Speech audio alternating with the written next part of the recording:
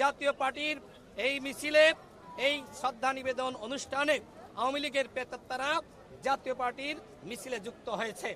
আমরা আসার সময় দেখলাম এখানে কোনো পুলিশ নাই, আইন শৃঙ্খলা বাহিনীর পাহারা নাই। এর আগে জিএম কাদের কি বলেছিল যে আওয়ামী লীগের লোকজন যদি জাতীয় পার্টির মিছিলে আসে তাহলে আমাদের করার কিছু নাই, কারণ সমাবেশ একটি উন্মুক্ত বিষয়। তার মানে কি? তার মানে আমরা আজকে দেখলাম সেটির সত্যতা আমরা পেলাম। আজকে জাতীয় পার্টির মিছিলে আওয়ামী লীগ এসেছে। আপনি হারিকেন দিয়ে খুঁজলেও সারা দেশে জাতীয় পার্টির আপনি 100 জন পাবেন না।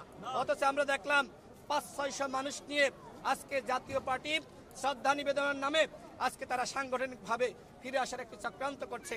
আমরা সরকারকে বলবো, পুলিশকে বলবো, আপনারা খোঁজ নিন, তথ্য নিন, এই জাতীয় পার্টির মধ্যে কয়জন আওয়ামী লীগ এসেছে। আজকে নানানভাবে আওয়ামী লীগ ফিরে আসার চক্রান্ত করছে। স্পষ্টভাবে বলতে চাই, বিচারের আগে আওয়ামী লীগ কোনোভাবে নির্বাচনে অংশ নিতে পারবে না। একই সাথে আওয়ামী লীগ জাতীয় পার্টি সহ 14 দলের দোসরদেরকে অবশ্যই বাংলাদেশের রাজনীতিতে অবাঞ্ছিত ঘোষণা করতে হবে এবং তাদেরকে নিষিদ্ধ করতে হবে।